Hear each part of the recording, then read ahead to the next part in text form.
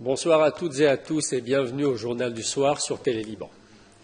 Au Liban Sud et pour la première fois depuis l'annonce du cessez-le-feu, l'armée israélienne a affirmé avoir abattu un drone en provenance de la frontière nord lancé par le Hezbollah.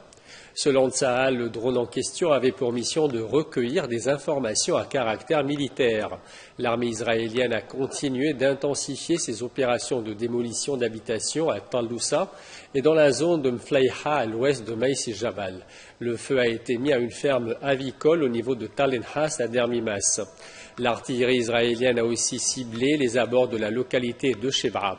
Et sur le terrain, l'armée libanaise poursuit son déploiement en coordination avec les unités de la FINUL au Liban Sud qui poursuivent leur patrouille de surveillance. À noter également qu'un poste de contrôle a été installé par les forces armées libanaises à Khardaleh dans le Kaza de Nabatiyeh pour empêcher les habitants du village de Kfar Kila de rentrer chez eux et ce par mesure de sécurité.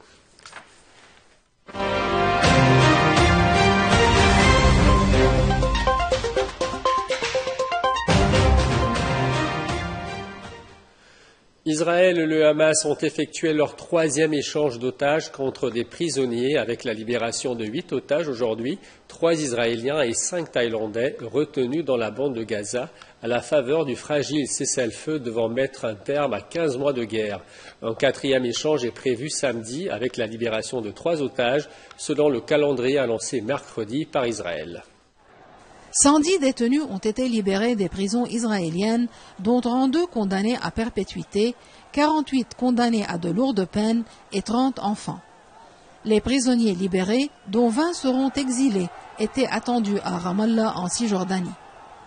Parmi eux, le militant palestinien Zakaria Zubaydi, 49 ans, qui est connu comme l'un des rares détenus à s'être échappé de la prison israélienne de haute sécurité de Gilboa en 2021. Avec 5 autres prisonniers, il s'est évadé par un tunnel creusé sous les murs de la prison, mais a été repris 5 jours plus tard. En contrepartie, 2 Israéliennes, Agam Burger, 20 ans, et une civile de 29 ans, Arbel Yehoud, prise en otage au kibbutz Nir Oz, ainsi qu'un germano-israélien de 80 ans, Gadi Moses, ont été libérés. Ce fut aussi le cas de 5 Thaïlandais qui ont été remis en liberté dans la journée, en dehors du cadre de l'accord de trêve. Le Hamas et le djihad islamique ont mis en scène la libération des 3 otages israéliens dans 2 cérémonies distinctes, à Jabalia dans le nord de la bande de Gaza et à Khan Younes dans le sud. 7 Israéliennes ont déjà été libérées contre 290 Palestiniens le 19 janvier, au premier jour de la trêve, puis le 25 janvier. L'accord de cessez-le-feu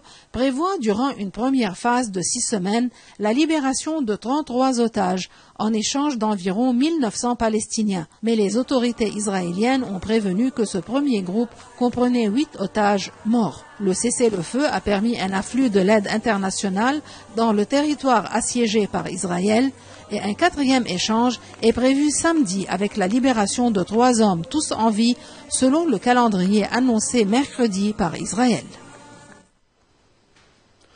Une visite d'envergure que celle de l'émir du Qatar à Damas. Cheikh Tamim Ben Hamad Al-Thani est le premier chef d'État à se rendre en Syrie depuis l'éviction de Bachar el-Assad en décembre dernier. Il a été accueilli par le nouveau président syrien, Ahmad el-Sharer, nommé justement hier président de la transition de Syrie. L'émir du Qatar a exhorté le dirigeant syrien à former d'urgence un gouvernement inclusif.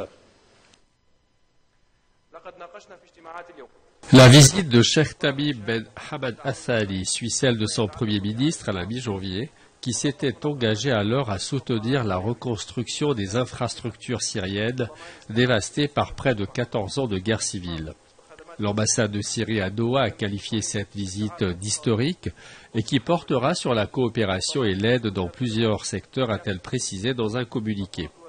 Le Qatar a été le 2e pays, après la Turquie, à rouvrir son ambassade dans la capitale syrienne au lendemain de la chute de Bachar el-Assad. Les autorités qataries avaient salué les mesures transitoires visant à promouvoir le consensus national en Syrie, ordonnées par la nouvelle administration syrienne, puisque de l'avis de ces autorités, ces mesures ouvrent la voie à la consolidation de la paix civile, de la sécurité et de la stabilité, et à l'édification d'un état de droit, d'institutions de développement et de prospérité. Depuis la chute du régime de Bachar el-Assad, Doha envoie régulièrement des secours d'urgence à Damas. Parmi les promesses d'aide qatari, une fourniture à la Syrie de 200 MW d'électricité et le financement d'une hausse des salaires du secteur public décidée par la nouvelle administration syrienne. Et c'est toujours dans ce même cadre que la visite de l'émir du Qatar intervient au lendemain d'une série de décisions des nouvelles autorités syriennes qui ont concentré le pouvoir entre les mains du nouveau dirigeant syrien Ahmad Shara. Les discussions ont porté sur un cadre global pour la reconstruction de la Syrie, ravagée par plus de 13 années de guerre civile. Nommé président intérimaire pour une durée qui n'a pas été précisée, M. Shara a été chargé de former un conseil législatif intérimaire après la dissolution du Parlement et le gel de la Constitution. Les nouvelles autorités ont précisé que M. Shara était chargé de former un conseil législatif intérimaire pour cette phase de transition dont la durée n'a pas été définie. Le nouveau pouvoir a également annoncé la dissolution de l'armée du régime d'Assad et du parti Baas au pouvoir, ainsi que la dissolution de toutes les factions armées, notamment celles présidées par M. Shara, Hayat Tahrir al-Sham. Tous les groupes armés, les organes politiques et civils se réclamant de la révolution sont dissous et doivent être intégrés aux institutions de l'État, a annoncé le communiqué publié par un porte-parole militaire, le colonel Hassan Abdelghani, cité par l'agence Sana. La même source a également annoncé la dissolution de l'armée du régime déchu en vue de la reconstruction de l'armée syrienne. Dans le dossier nucléaire iranien cette fois, l'Iran s'est dite prête à négocier autour de son programme nucléaire si les pays occidentaux sont sérieux. C'est ce qu'a déclaré le porte-parole de la diplomatie iranienne, Ismail Baghaei, selon le quotidien Iran, une publication du gouvernement. Ces dernières semaines, l'Iran a multiplié les signaux envers les pays occidentaux, affichant sa volonté de conclure un accord autour de son programme nucléaire. Le porte-parole avait émis l'espoir le 20 janvier dernier que le gouvernement américain du président Donald Trump adopte une approche dite réaliste envers Téhéran, différente de celle menée de son premier mandat. Sous la première présidence de Donald Trump, je vous rappelle, les États-Unis s'étaient retirés en 2018 de l'accord international sur le nucléaire iranien, conclu 3 ans auparavant et qui offrait à Téhéran un allègement des sanctions en échange d'une limitation de ses ambitions nucléaires. Après le retrait unilatéral de Washington, l'Iran a commencé à revenir sur ses engagements. Toutes les tentatives pour raviver l'accord ont échoué ces dernières années.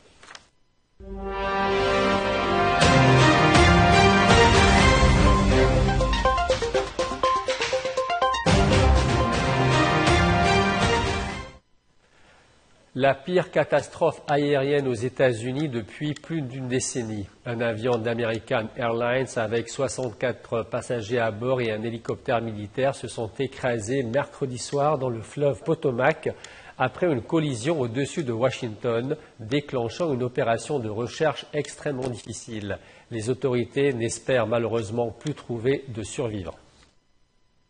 Le régulateur américain de l'aviation FAA a expliqué qu'un avion du constructeur Bombardier exploité par PSA, appartenant à American Airlines, était entré en collision à altitude moyenne avec un hélicoptère Sikorsky H-60 au moment de l'approche de l'aéroport Ronald Reagan de la capitale américaine mercredi soir. Dans un message sur sa plateforme Truth Social, le président américain Donald Trump a jugé que l'accident aurait dû être évité si l'hélicoptère avait manœuvré sous la direction des contrôleurs américains pour ne pas se trouver dans la trajectoire d'approche parfaite de l'avion qui arrivait du Kansas. L'avion transportait 60 passagers et 4 membres d'équipage. Un responsable du Pentagone a précisé que 3 militaires étaient à bord de l'hélicoptère. Il effectuait un vol d'entraînement. Le chef des pompiers de la ville de Washington, John Donnelly, a indiqué à la presse que les 300 membres des secours d'urgence travaillaient dans des conditions extrêmement difficiles de nuit et dans des eaux glaciales et boueuses. Une très vaste opération de recherche et de secours avec policiers, pompiers et gardes-côtes a été effectuée dans les eaux glaciales et boueuses du Potomac par une nuit noire et des températures allant jusqu'à moins 12 degrés.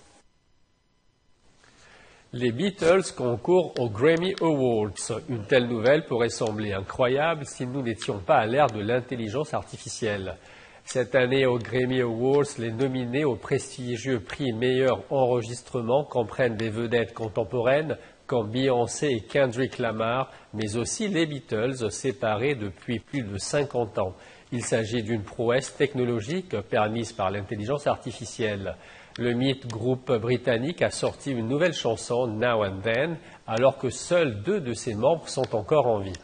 L'intelligence artificielle a été utilisée sur une démonstration remplie de bruits parasites enregistrés il y a des décennies, ce qui a permis d'isoler la voix de John Lennon. Les créateurs y sont ensuite ajoutés des guitares électriques et acoustiques enregistrées en 1995 par George Harrison, puis ont été complétés par la chanson avec la batterie de Ringo Starr et la basse, le piano, la guitare slide de Paul McCartney, ainsi que des chœurs supplémentaires. Un demi-siècle après leur séparation, les Beatles se retrouvent donc en lice pour le prix du meilleur enregistrement pour la 5e fois.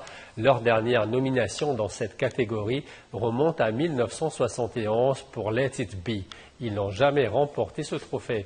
Peut-être vont-ils gagner cette fois et ce ne sera pas une victoire artificielle. Voilà, c'est ainsi que prend fin ce bulletin d'information. Je vous souhaite une excellente fin de soirée à l'écoute des programmes de Télé Liban.